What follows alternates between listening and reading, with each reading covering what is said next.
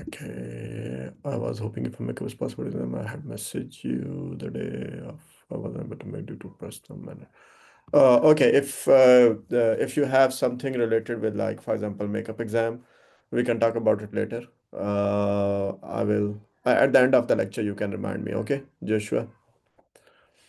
So for time being, let's continue with our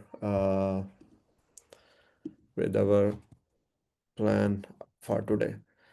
So everyone can see my slides, everyone can see my screen, right? If not, let me know. I am displaying the solution for the midterm exam.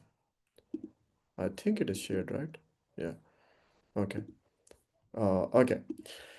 So let's first go through the solution and then we will go back to the lecture. So the first question, okay, before I start solving the showing the solution, would you like to show your opinion about the difficulty level of the exam? I mean, uh, were the questions that appeared on the exam had similar level of difficulty as those which we had during the lectures, like examples during the lectures, or in quizzes, or in homeworks, and those which we did in the practice exam. So difficulty level was same, or was it like more difficult or less difficult? So if 4 or 5 people can just comment, that will be enough. Then I will continue with the next.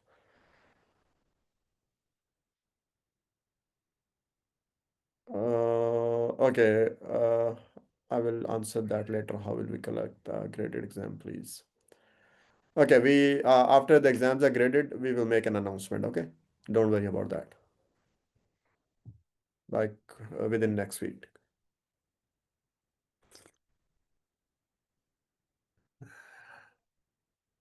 Okay. Only one student said that difficulty level was same for him or her as those in the examples, more or less the same. It was similar to the class slide examples. Okay. Okay. Anyone who found it little harder, okay. The exam was a little harder, okay. I felt the same. Okay. The exam took a lot of time. Mostly difficulty was about the same. Lot of time. Mostly difficulty was about the same. Okay. I did struggle a bit during the exam. Okay. Okay. Okay.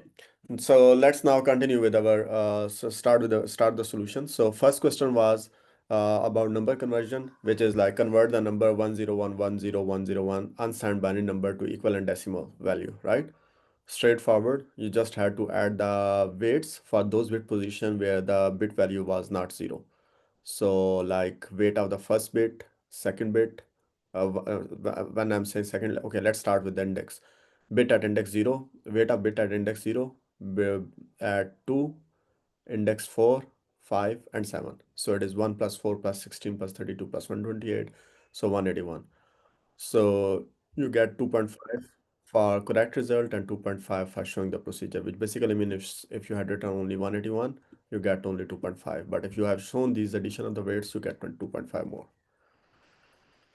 Okay, signed numbers, second question. Okay, anyone who thinks like it should not be 181 for the first question?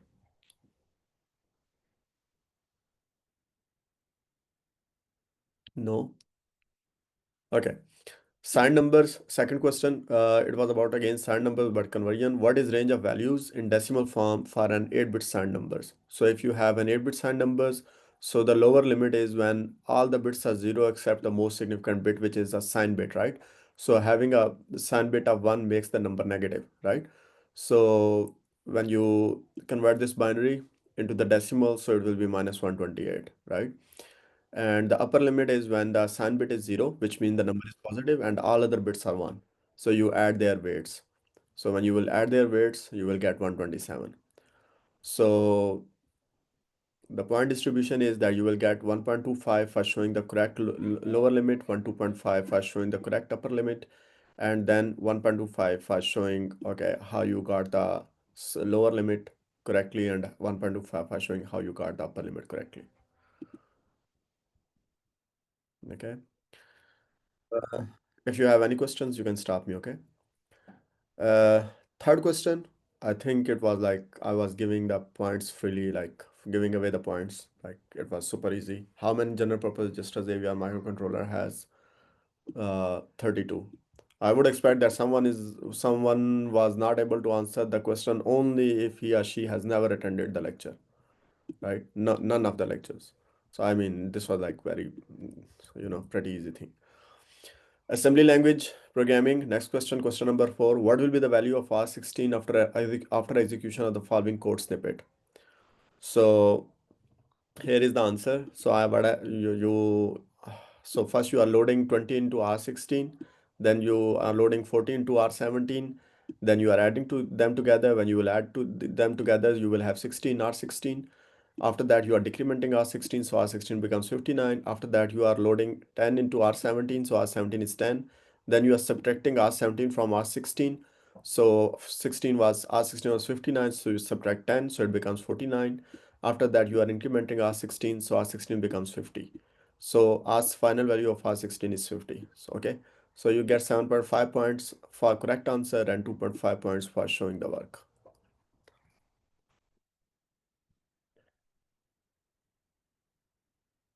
Okay. Next question. Question 5. What will be the value of register R17 after the execution of the following code snippet? Also, what is the value of offset for branch not equal instruction, right? So when you execute this, you are initially putting 20 in R16, you are putting 0 in R17, sorry. And then you are, maybe can I go to full screen mode? Yeah, here. Oh, no, no.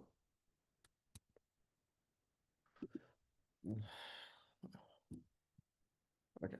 So initially you are putting 20 in R16, you are putting 0 in R17, and then you are loading 2 in R18, and then you are saying you are actually entering the body of the loop where you're saying add R18 to R17, so R18 is 2, R17 is 0, so R17 will get 2, right? And then you have NOP, and you are saying increment R16, so R16 becomes 21, and then you are saying compare R16 with 30. So when you compare, they are not equal. So if they are not equal, you are going back to L3. So actually what is happening, that loop will iterate for 20 times. So when it will iterate 20 times, what will happen? You are repeatedly adding 2 to the, you're accumulating 2 10 times, right? So it becomes 20, right? So finally, the R17 will be equal to 20. Okay, so I will take your question. Let me complete. R70 will be equal to 20, and this was the first part, and the second part was the offset for branch not equal. So remember, offset is relative to the next instruction. So you need to go like how many places? 1, 2, 3, 4, 5, and 6. So you need to go back, right? That's why offset is negative and it is -6, right? So when you will say 9 minus 6, so we'll reach to address 3. So the offset will be -6. So 2 points for showing the work, 4 points for correct offset of the branch not equal instruction, and 4 points for correct value of R17. Okay. Someone has texted. Why? I have a question. Why don't we need to save R16 using str so that the value is saved for other operation in question 4? In question 4. Okay, before I go back to question 4, anyone who has a question or any like objection or confusion about question 5?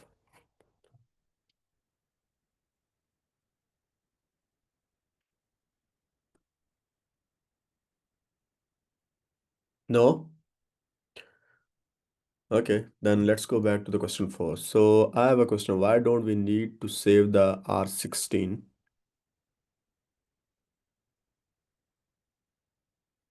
using str so that the value is saved for other operation in question 4?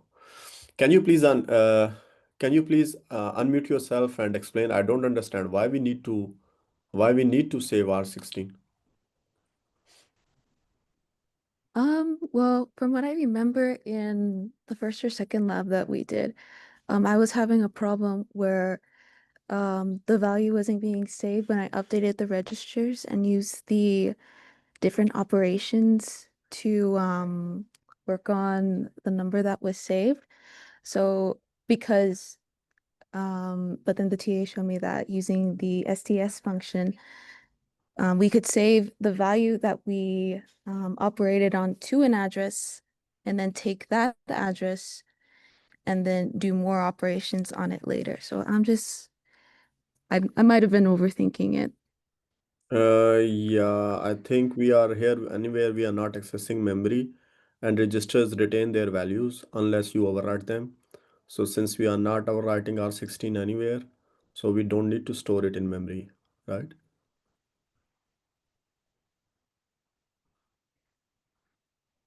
We are not overwriting R16. So R16 either holds the initial value or it holds the result of an operation.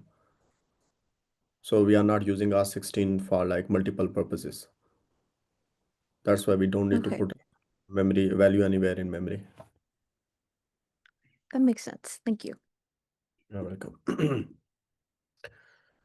Okay, so everyone is fine with question 5. Then let's continue with question 6.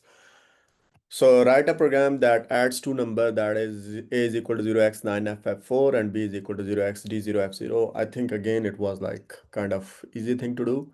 So the only trick was like the registers are 8-bit, but the numbers we want to add are 16 bits. So basically what we need to do is like first we are loading the 0xf4, which are the lower 8 bits of the A operand A value A in R16. We are loading the 0x9f upper 8 bits of A in register R17, loading 0xf0, which are lower 8 bits of B in R18, and 0xd0 loading them in the register R19, and 0xd0 are the upper 8 bits of the operand B. Then what we are doing, we are simply adding F4 with F0, right? And how? By saying add R16 and R18. So when they will add, they will be there will be a carry. So when there will be a carry, we need to take care of that when we are adding together the upper 8 bits of both operands A and B. So that's why we are saying add with carry R17 and R19. Now at the end of this, we will have the lower 8 bits of addition in R16 and upper 8 bits of addition in R17.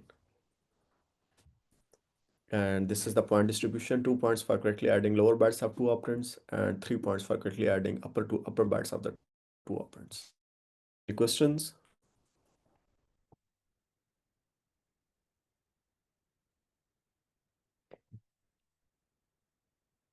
No? Okay, let's continue then. Okay, AVR IO port programming. So write a program that continuously reads 8 bits from port B, toggles them and then sends them as output to the port D. You must enable internal pull-up registers on port B.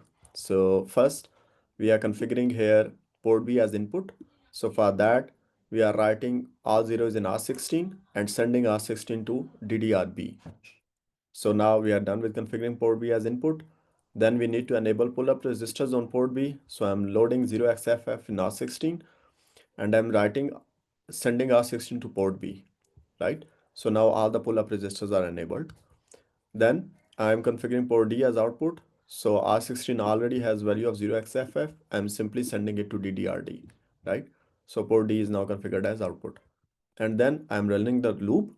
In body of the loop, what I'm doing, I'm saying, okay, read the value from the pin B register and put it in the R16, complement it, and then send R16 to the port D, and then I'll jump loop. So this will be done in an infinite loop. Any questions here?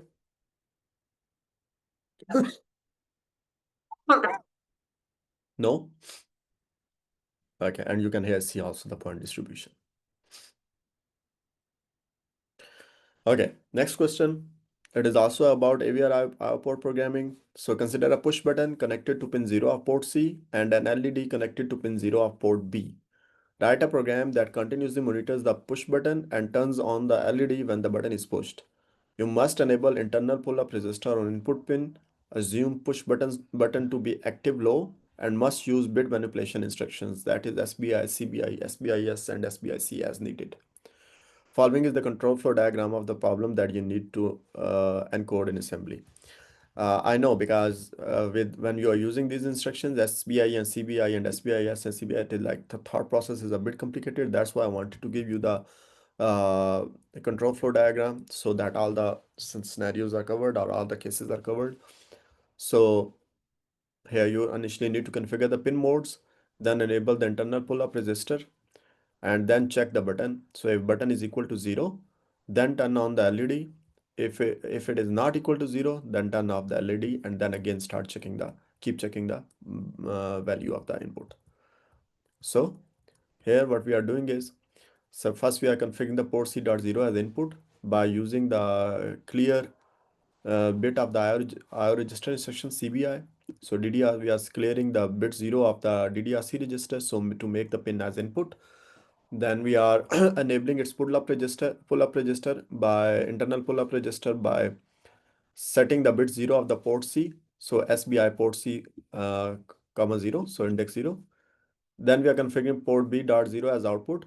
So we are setting the bit at index 0 of DDRB register. And then, so we are now actually done with this only configuration part, this initial block rectangle, right? And then we are entering the loop. So we switch off the LED if button is 1, that is not pressed. So here we are saying like uh, if the pin 0 of port C, if it is 1, then skip the next instruction. So the next, if it is 1, then skip the next instruction. So what is the next instruction? R jump to LED on. So we want to LED uh, when the input is 0, right? So, but if the input is 1, we are saying skip. So if this one is skipped, we need read to the, so if input is 0 here, input is 1, so this second instruction R jump is skipped and control reaches here, right? So which means that we need to turn off the LED according to our control flow diagram. So what we are saying is that clear the so send, actually we are saying send 0 to the port pin 0 of the port B. So we are saying that clear the bit at the index 0 of the port B register and then go back to the loop where we are again start monitoring, right? So let's say we go back to the loop, and if this time the input is 0, so uh, this instruction will actually not result in skipping the next line or the next instruction because the input is 0. Here, remember we said if skip if it is set, but it is not set, so we'll not skip the next instruction. So we'll go to R jump LED on. So we'll reach at this label. So here we are saying uh, turn on the LED. So basically we are saying that set bit at index 0 of port B equal to 1, and then go back to the loop. Okay. Any questions?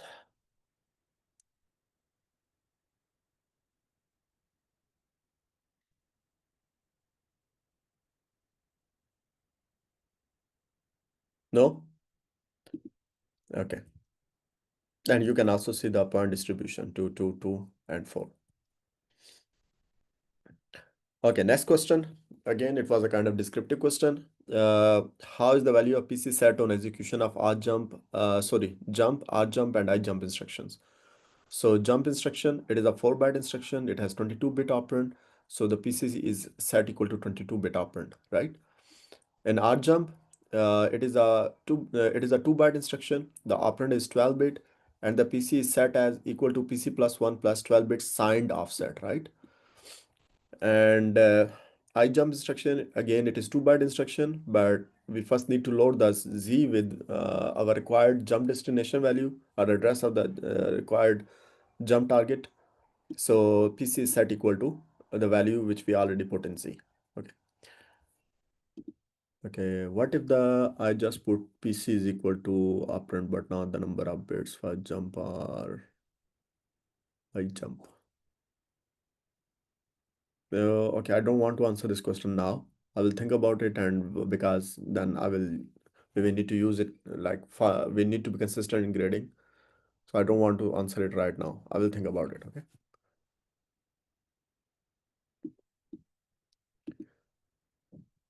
okay? Okay, call instruction. Question number 10. Uh, Consider the following code snippet where function C calls function D After the execution of the following code, what will be the content of the stack and the value of the register R16 and stack pointer? Assume that before the execution of the program, SP is pointing to 0x7F. Okay. Actually, okay. Is there anyone who want me to do this example on the OneNote? Even if a single student says that I want, he or she wants me to do on OneNote, I will go for it.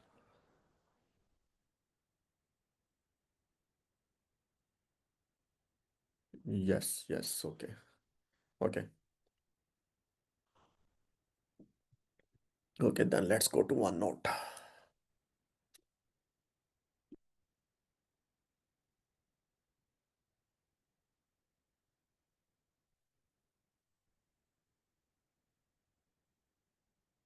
It's happening.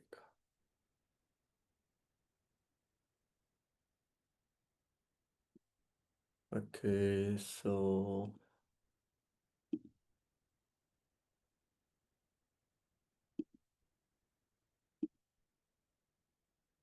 week 8, day 2, right? So maybe can I open them side by side so that I can see the program at least?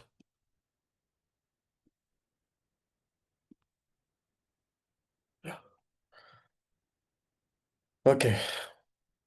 So uh I'm not writing program on the OneNote. Just writing the I'm drawing the stack. Okay.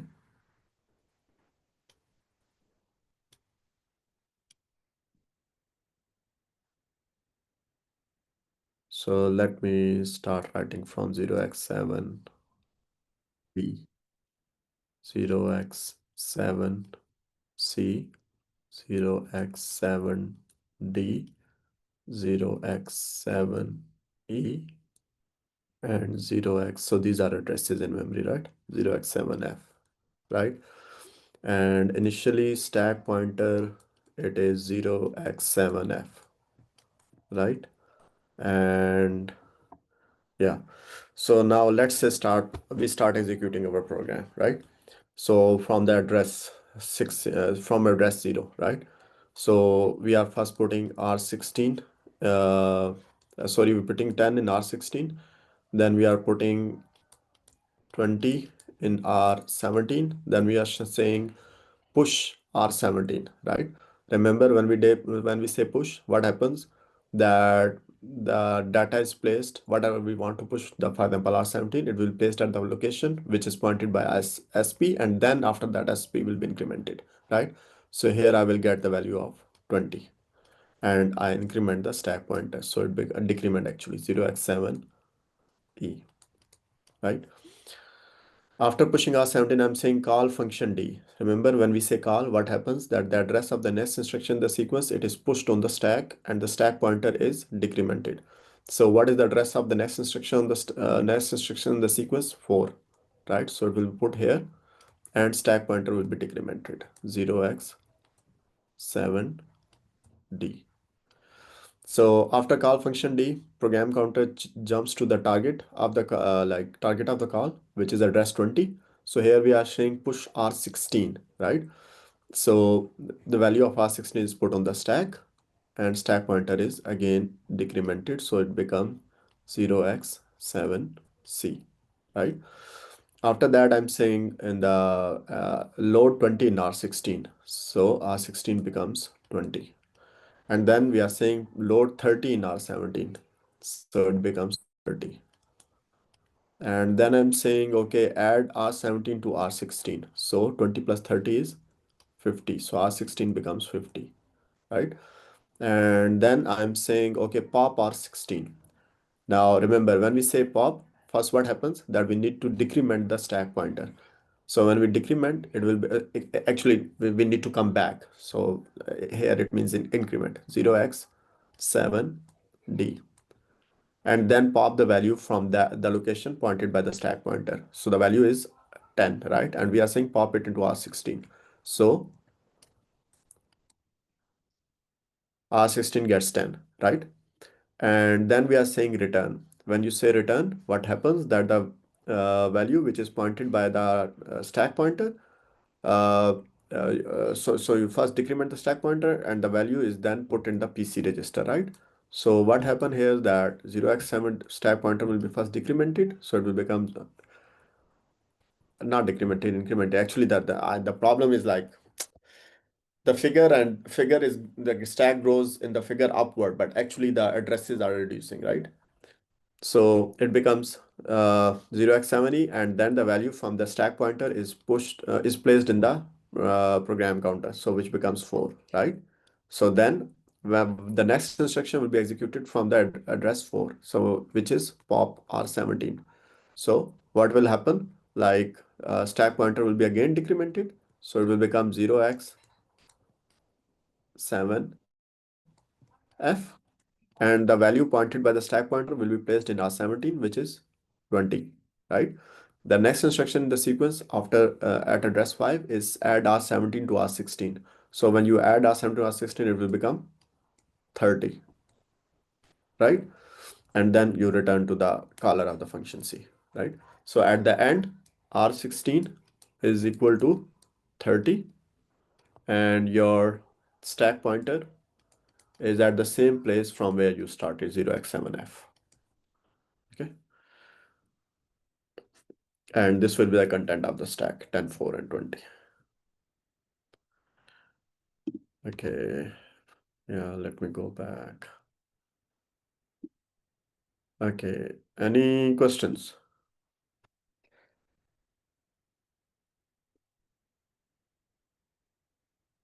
No? Okay. Okay. Then I am moving to the next question. Time delay. Uh,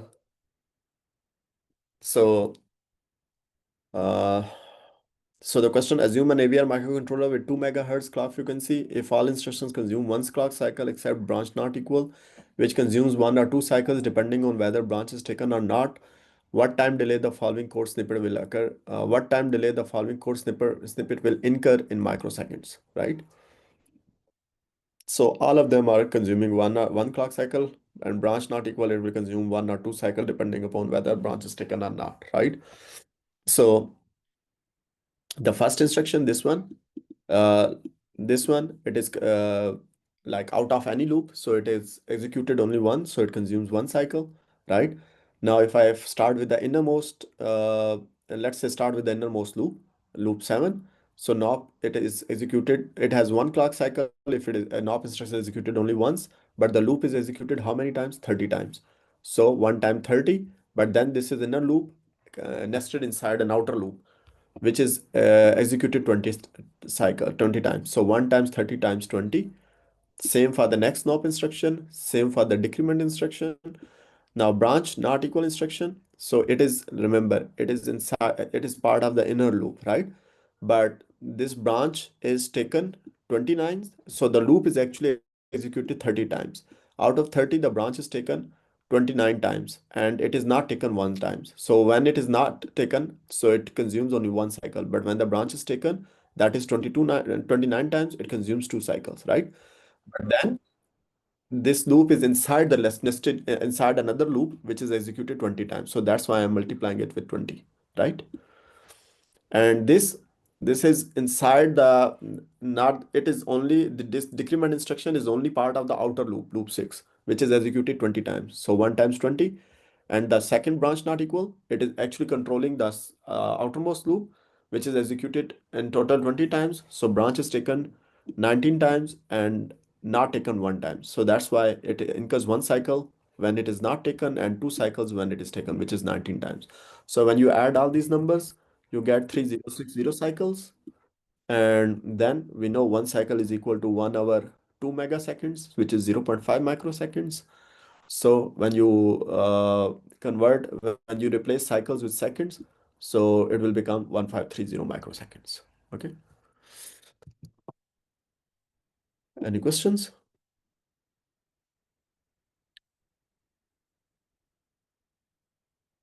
No? If you have questions, go ahead. If no questions, then let's start with our today's lecture slides.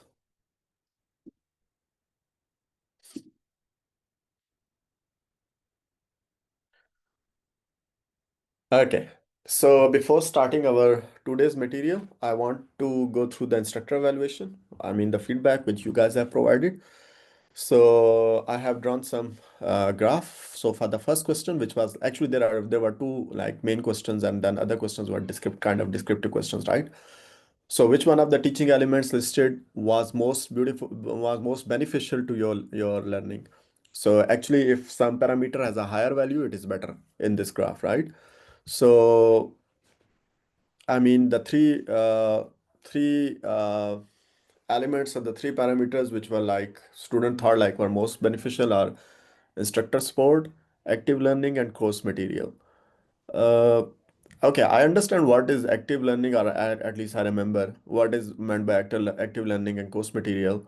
But what is this instructor support? I need to go back to the quiz to refresh my memory. Anyone who remembers what is meant by instructor support?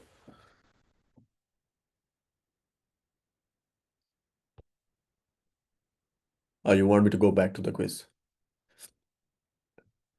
Okay, I can later on I can go back and check what was meant by instructor support, right? So basically, what I mean here is that I need to reinforce these elements. Like I need to focus more on making my course material more helpful. Uh, Try to be try to engage students more during the lecture, which is kind of difficult in an online lecture, but I will try.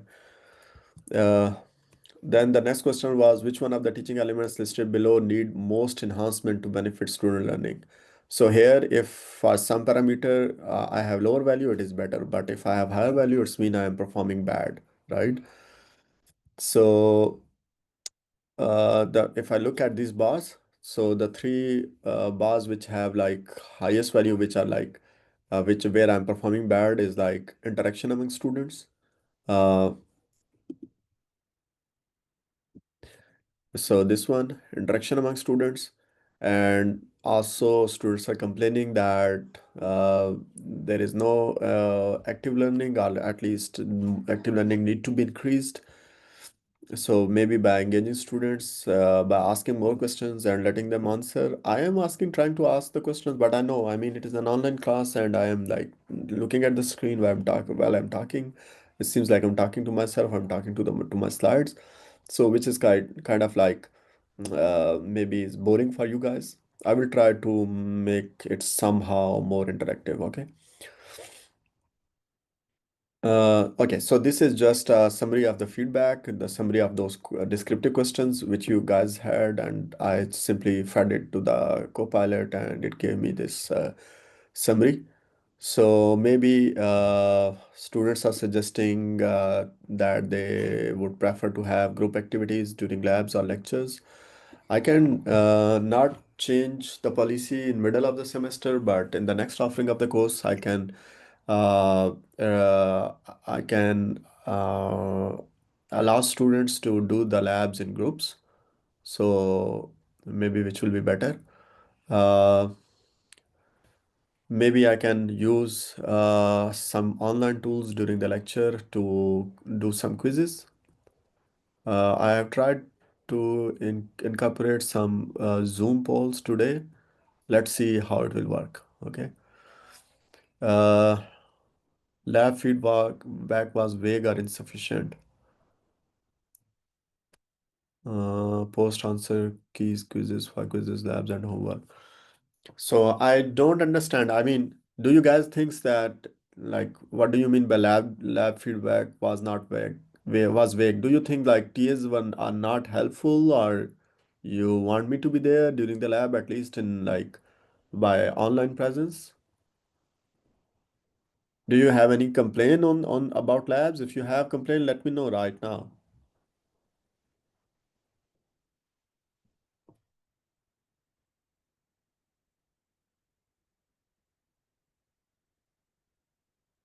No?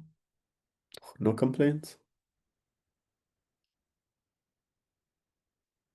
You can send me emails later, okay? If you don't want to like share your thoughts now. So I will try to post answer for quizzes, labs, and homework from now on during the course. Uh, at least I felt like I had questions during labs. I couldn't ask the TAs anything. Okay. So by what do you mean by couldn't ask the TAs anything? Were they not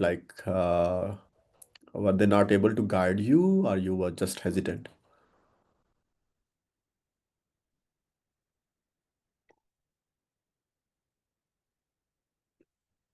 Like I was confused, they didn't help me. Okay.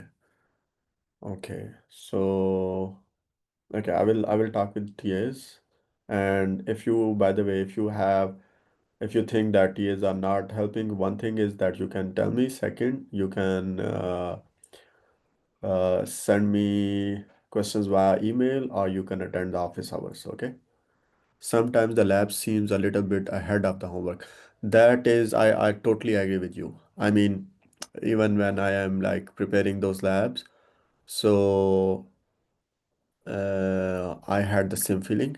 Uh, since I'm teaching the course for the first time, there are there are two parts of the problem. First, I'm teaching the course for the first time.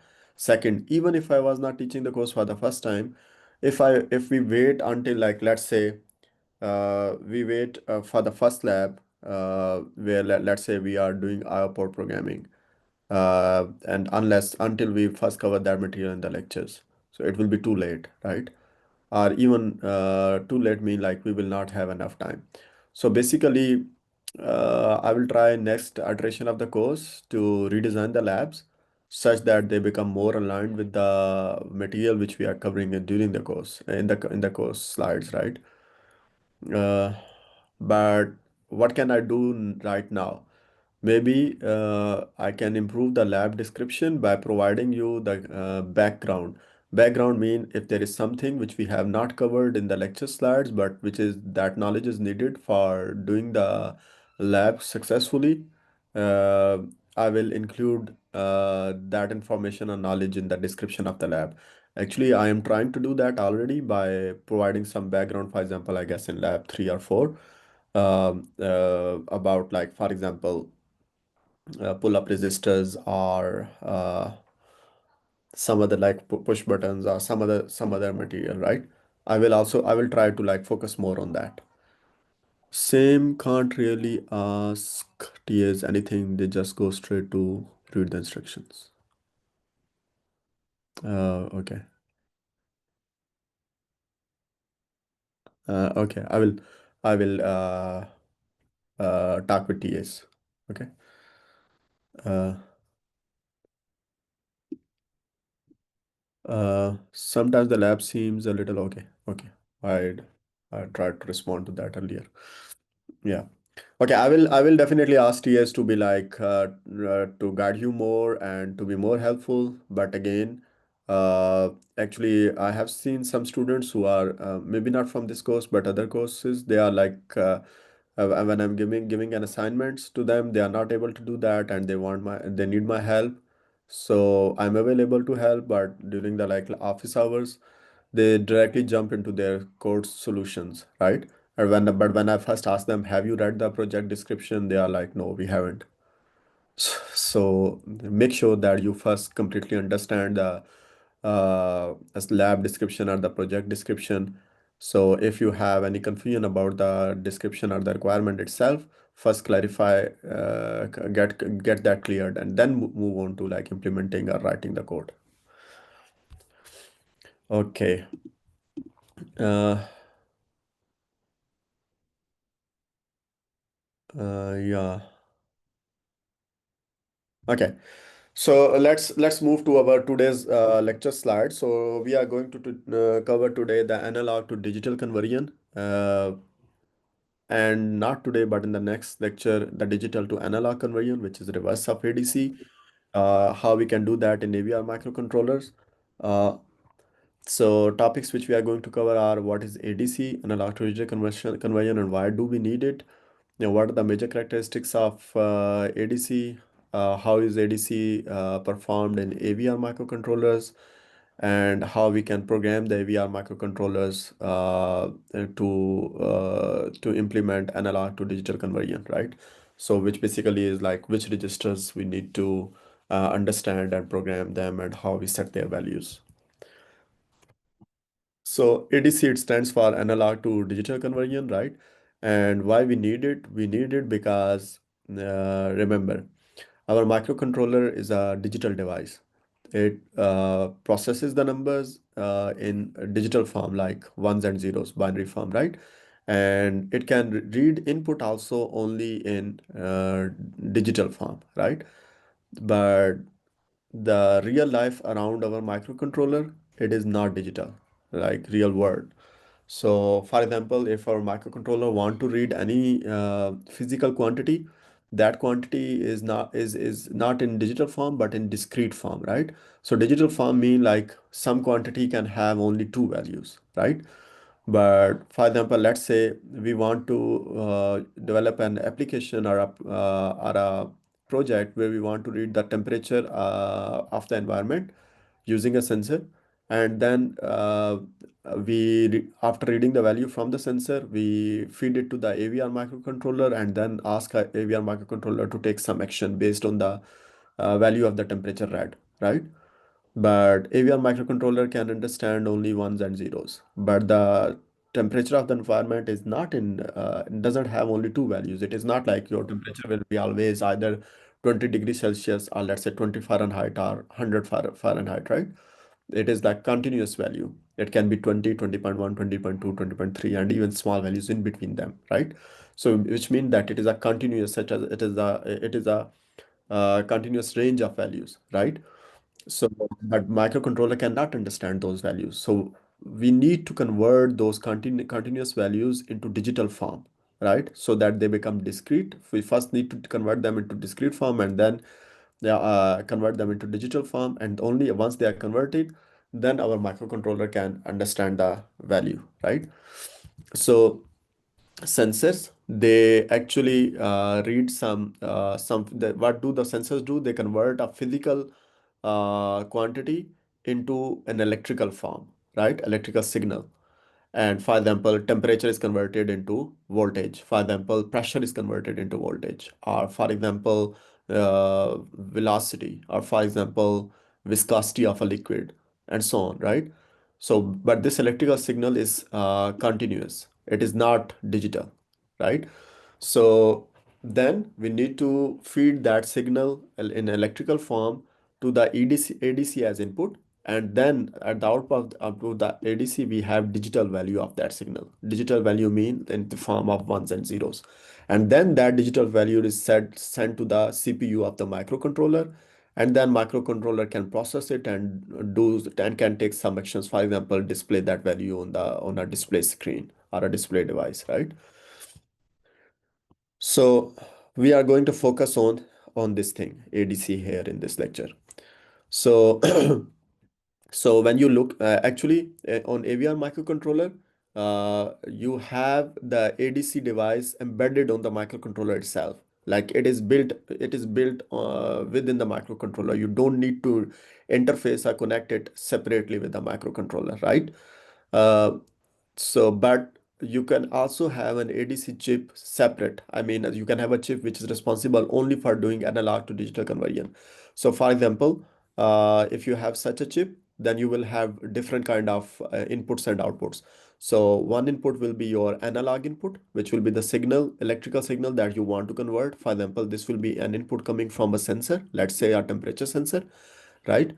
And then you will have a control signal which will say, okay, now start the conversion. So when this signal is 1, then input will be start, then the conversion will start for the input. VREF, we will talk about it, but VREF is basically, it gives you the upper range of the input signal. So for example, here I said that sensor is converts a physical quantity into an electrical quantity like voltage, right? So what is the range of the voltage? Like For example, the signal that is converted into electric form, what is the value of that signal? Is it from 0 to within the range of 0 to 100 volt, 0 to 10 volt, 0 to 5 volt? So that upper limit that is defined by VREF. So if you are setting VREF here equal to 5, you are telling your ADC that my input voltage or input signal will be in the range of 0 to 5 volt. If you are setting it to 3, you are telling that okay, my input signal will be in the range of 0 to 3 volt, right? And then D0 to D7. So here in this case, in this particular case, you are saying that convert my analog input into 8-bit digital value, right? For example, if the analog voltage was, let's say, 1 volt. So here you will have 8-bit binary of 1. If your analog voltage was, let's say, 2, so here you will have analog digital value of 8-bit value of 2, right? Binary of 2. Any questions? No? Okay. Uh, so what are the major characteristics of an ADC device? Conversion time, which is like how long it takes for the analog input to be converted to the equivalent digital form, right? Which basically we are saying that how fast or how slow is our device.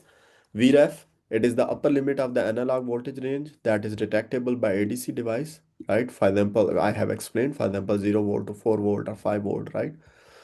Step size. So step size, it is the smallest voltage that is recognizable by an ADC. Uh, if it is not clear to you now, at this point, what is step size? I have couple of more slides which explain step size in more detail, so it will become clear. If not, then I can come back again to this slide and explain. Okay. So for time being, just remember that it is the smallest voltage level that is recognizable by an ADC device. Resolution, it is number of the discrete steps to represent the output. Like in how many steps you can, again, I have graphical depictions to explain this. So don't worry. And input channels. So input channels is like how many different analog inputs are accepted by the device. For example, we have this analog to digital conversion chip, ADC0848, and it has 8 different channels. So which mean that it can be connected with 8 different inputs. For example, you can connect with 8 different sensors. Maybe one of them is, let's say, temperature sensor, and other is pressure sensor, another is, for example, speed sensor or velocity sensors, or another maybe is like uh, intensity of light, and so on and so forth, right? So actually it can take care of 8 different analog inputs, but the outputs will be and here the output is like 8-bit digital output, right? Which basically mean that at a given time only one analog signal will be converted into the output, right? Okay, so remember we said that what is step size? It is the smallest voltage that is recognizable by an ADC. Now let's try to understand it in a bit more detail. So let's say that you have so here is how you can calculate the step size. So step size, like how you can calculate, but how do you understand? I will show it.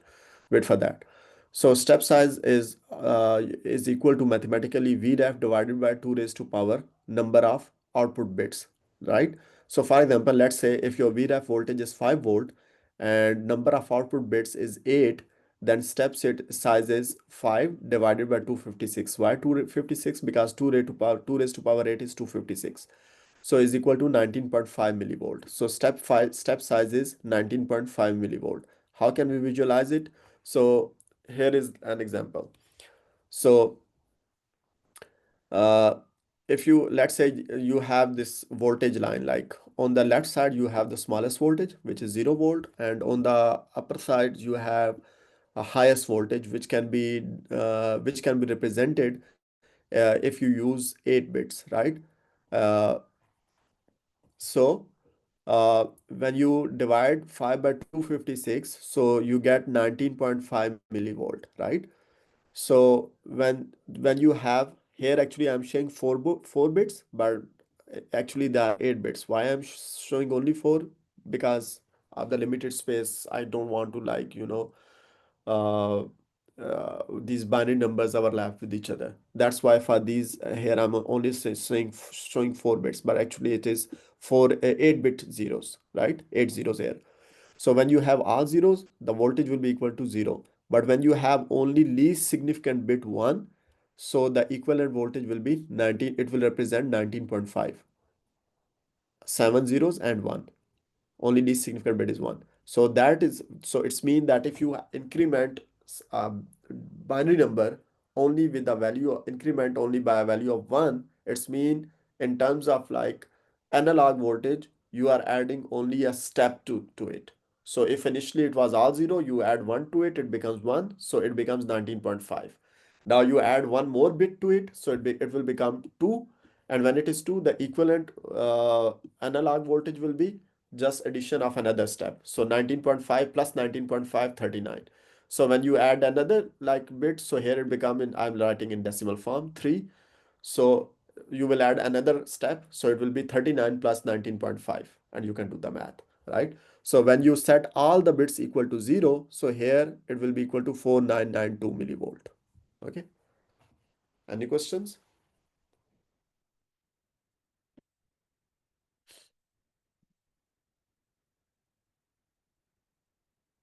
So using 8 bits, like the maximum voltage which you can represent is 4992 millivolt, right?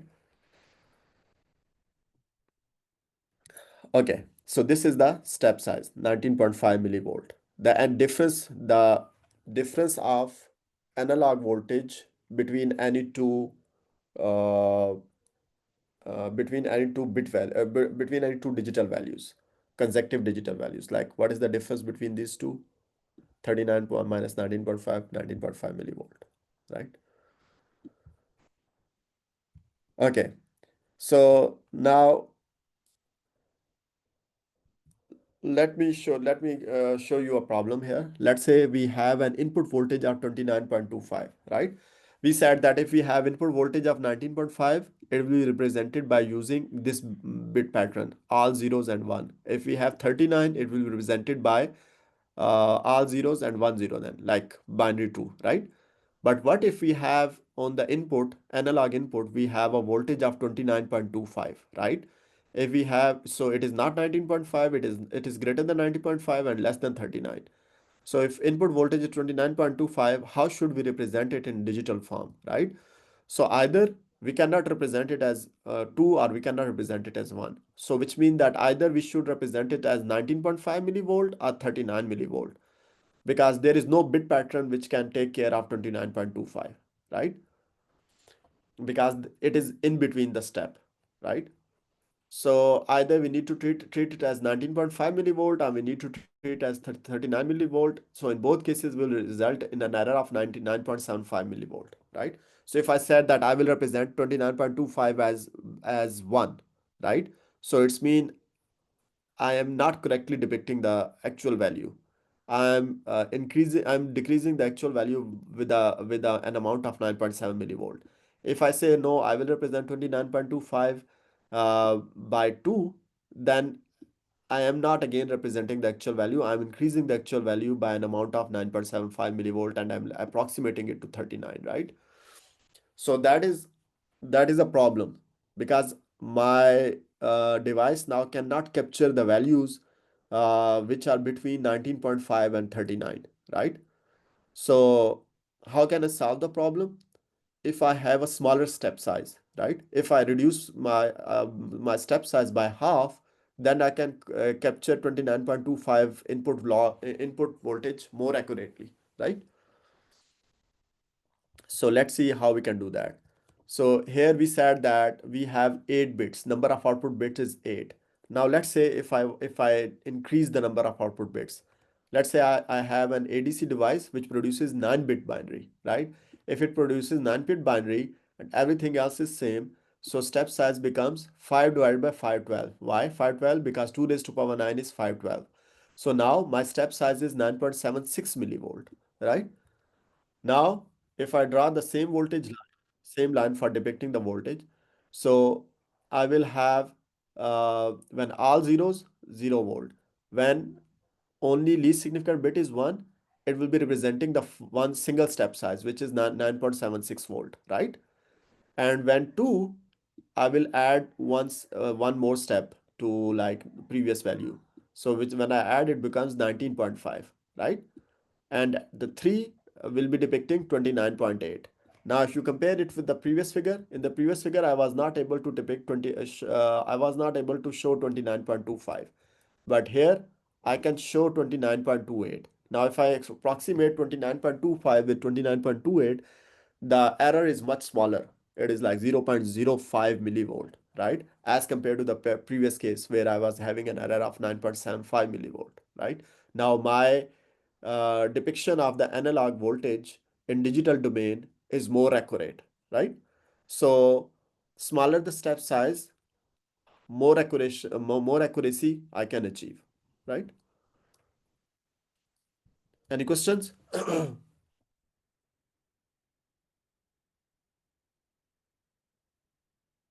So step size is equal to what? Vref divided by 2 raised to power number of bits in the output, right? So you can so how you can decrease the step size? Either by increasing the bits. For example, here what we have done, we increased the number of out bits from 8 to 9 and our step size decreased. The other way is like you can keep the number of output bits same, but you can reduce this vref, right? Which is numerator. So this is what we are going to do in the next example here. So if you have step size is equal to vref divided by 2 raised to power, so your step size is this, but this time we are changing the vref from 5 volt to 4 volt, right? Everything else we are keeping the same. So this time step size is 4 divided by 256, so it is 15.625 millivolt. Last time it was 19 point something, right? So now you will have, when you all the bits are 0, you're representing 0. When the bit is 1, only least significant bit is 1, so it corresponds to 15.63 analog voltage. And when 2, it corresponds to 31.25, right? So again we have reduced here the step size, not by the like same amount as compared to where we are increasing the number of output bits, but still we have some reduction, so we have a little bit more accuracy as compared to the case where we have 5 volt as vref and we had how to say 8 bits 8 bit output. Okay. uh, any questions?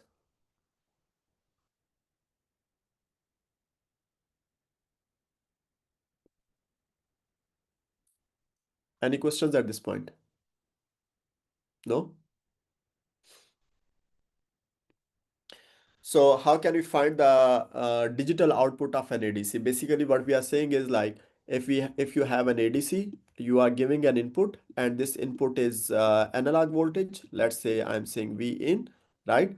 And here you have let's say output digital output. Let's say you have 8 pins for output D0 to D7, right? So what I'm saying is that what will be the value of these 8-bit output if I know the input and I know the step size. So if I know the step size and in analog input, I can calculate the digital output, right? By doing what? By simply dividing the analog input with the step size. And how I can calculate the step size? We have seen here by simply dividing VREF with 2 raised to power number of output bits. And this is integer division, right? So we keep the quotient only, we don't care about the fractional part. So here is an example. Let's say we have an 8-bit ADC, which means that it generates an 8-bit digital equivalent of the analog input, right? And the reference voltage is 2.56 volt. The V in is 20 millivolt. So what will be D out? Let's try to do this together. So first we need to calculate the step size. How? By dividing VREF with 2 raised to power number of bits in the output. So VREF is 2.56 volt and number of bits in the output is 8. So 2 raised to power 8 is 256, right? So when you divide 2.56 by 256, you get 10 millivolt. So step size will be 10 millivolt. Let me do this quickly. I didn't I don't remember if I 2.56 divided by 256. Yeah, you will have 10 millivolt. Okay. So then you can calculate D out how? By dividing analog input with the step size. We know what is analog input, 20 millivolt here, right? And we have already found the step size, which is 10 millivolt, right? So 10 millivolt divided by 20 divided by 10 is 2. And when you convert it to 8-bit binary, so it will be this one. Any questions?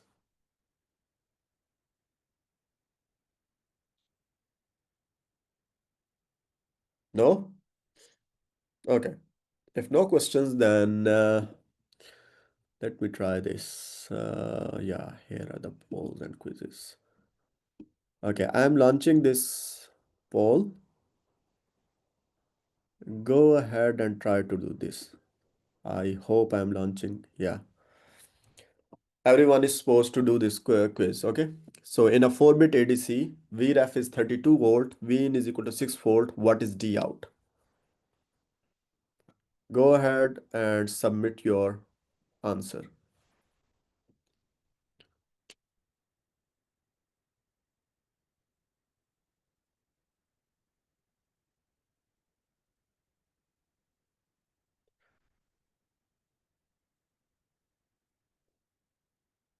You have 1 minute to complete this.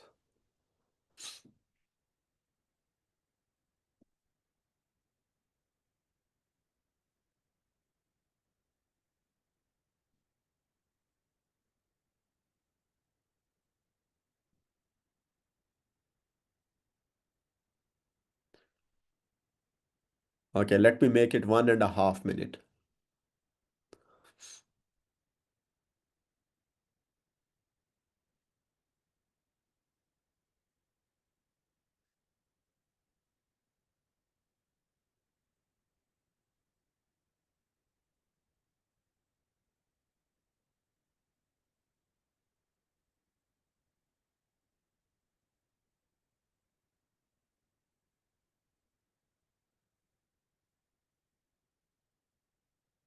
Okay. Uh, yeah. So now let's go to the slide and see what is the answer. I mean, it is straightforward. You need to first get the step size. 32 volt divided by 2 raised to power 4. Why 4? Because we have 4-bit ADC. So you will get 2 volt as the step size. D out is V in divided by the step size. 6 volt divided by 2, which is 3. And it is a 4-bit ADC. You need to generate 4-bit binary 0011, right? Okay. Another quiz. Let me enable the second one.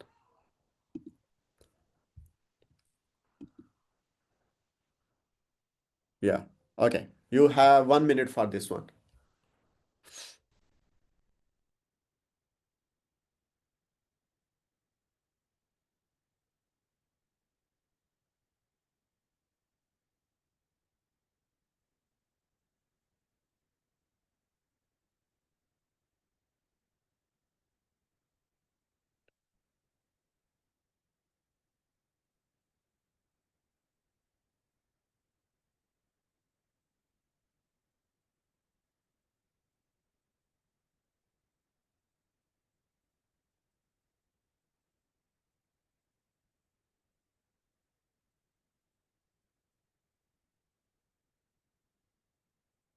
So by the way, today we don't have quiz, so don't worry about that.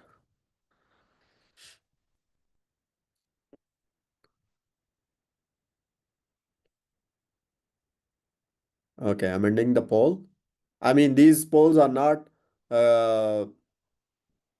are not graded ones. So, but I highly encourage you to participate. Okay. So step size is 4 volt divided by 256. Why? Because 2 raised to power 8 is 256. You will get this much volt. Then D out will be 1 volt divided by step size, which is equal to 64. And when you convert to the binary, you will get this number. Okay. So now what about ADC in AVR microcontroller? So ATmega328P, which is the microcontroller we are using in the lab, it has an internal built-in ADC component, so you don't need to interface an external IC. So this microcontroller, it either has 6 or 8 analog input channels. It depends upon the package. What package you are using. The package, most of the Arduino boards you are using are DIP. If it is a DIP package, which is a package in this long form, right? Long shape. So it has 6 input channels. But if it is a flat package, then the microcontroller has 8 analog input channels. Also, for VREF, remember what was VREF? VREF was the upper limit of the analog signal. So there are two external sources of VREF, right? Like you can provide there are two different inputs which you can use for providing the VREF. Why two different? Because one of them is more stable and one of them is like which you can connect with the VCC. Like for example, if your VCC power supply is 5 volt, you can say, okay, I'm connecting VREF with the like this. So like for example, here you have this is VREF. I'm only lighting R, and here you have VCC. So what you can do is like you can connect VREF with VCC. So if it is 5 volt, you are saying my voltage will be same as my VCC. But this will be unstable. Unstable mean that it will have some noise. The other option is there is another signal which you can connect with the external input different from VCC. Like let's say you want to say my VCC 5 volt, but my range of analog signal will be 0 to 3 volt. So you can connect this with 3 volt externally, right? And this is more stable. Other than that, there is an also VREF generator which is internal. So like if you don't want to use these external sources of VREF, there is a built-in source which is fixed at 1.1 volt. So if you say that I want to use the internal voltage, your maximum range will be always 0 to 1.1 volt. Okay. And the ADC on the microcontroller, on this microcontroller, it generates 10-bit ADC. So output is 10-bit, not 8-bit. Okay. Okay. So memory addresses. So actually there are several registers which are associated with the ADC operation or operation of the analog to digital conversion. These are ADC low. We will talk about these registers in detail, but for right now, let me just mention their names. ADC low and ADC high. These two are used to hold the 10-bit ADC, which 10-bit output, which is generated by the ADC. ADC status control and status register A, ADC control and status register B, ADMUX, and DIDR0, right? And these are the addresses of these registers. We need to use all of these registers if we are going to write a program which involves ADC, right? And these addresses, these registers, they have only memory addresses. They don't have IO addresses, right? Which basically mean that when we are using these registers, like for example, when we want to write them or read them, we must use load store instructions. We cannot use IO address instructions with them, which basically mean we cannot use in and out instructions with them. Okay. So we have like 2 minutes, so at least we can do the next poll here. Uh, Let me go back and let's go to the quiz 3 here. Okay. Uh, yeah, this is a multiple choice question and you have 30 minutes, seconds for it.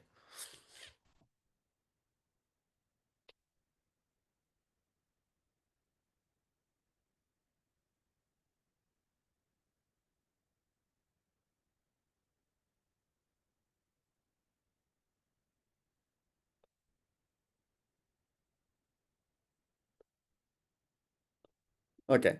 So actually this question is a bit flawed. I mean, there is a mistake because the ATmega 328P, it supports 6 or 8 input channels depending upon the packaging, right? So 10 is not a correct answer, 7 is not a correct answer, but 6 and 8 both are correct answer. Okay. Uh, Let me also do the next quiz and then we can stop, right? So it is again MCQ.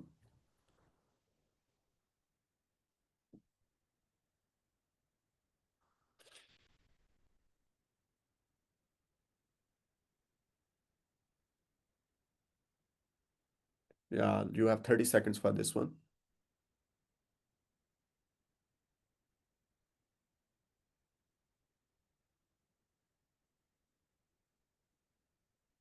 Okay. So ATmega 328P is actually a 10-bit, right? It is a 10-bit ADC. It is not 8-bit, it is not 16-bit. Okay. So yeah. So do you have any questions? We don't have time to continue to the next slide, but do you have any questions?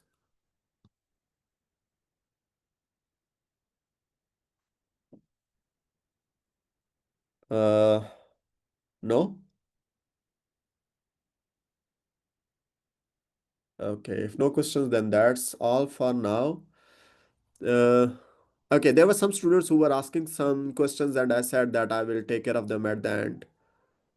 I was hoping if I make it possible to the exam, I had messaged you the day of I wasn't able to make it due to a personal matter. Joshua, if are you the student who was traveling to the home country and I said send me an email when you are when you are back? Um, I believe so. Yeah, I messaged you on the day of the exam that I wasn't going to be able to. I wasn't able to make it. Oh, so you are not the same person, right? You I were, don't think so then. yeah, yeah. Okay, then I will take care of that. I will check that email and I will then respond. Okay. I Okay, cannot, thank you. I haven't read, so I cannot respond. How Okay. will we connect? Okay, there was a question. How will we collect the graded exams, please? So if the person who asked the question is still there, I will ask the TAs to grade the exams within next week. And once they are graded, the grades will be released. And after that, we will have an objection session. We will announce the schedule.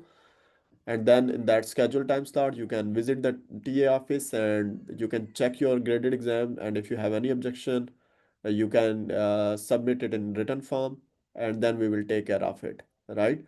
But I will not allow you to take your exams with you. I want to keep them with me. I mean, but you can see your exams. Okay. Uh,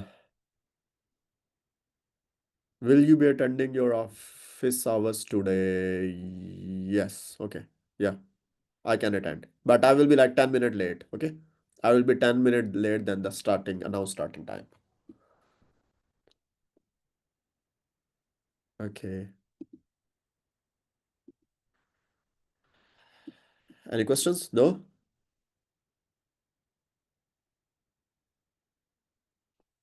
Okay. If no question, then that's all for now, and see you next week.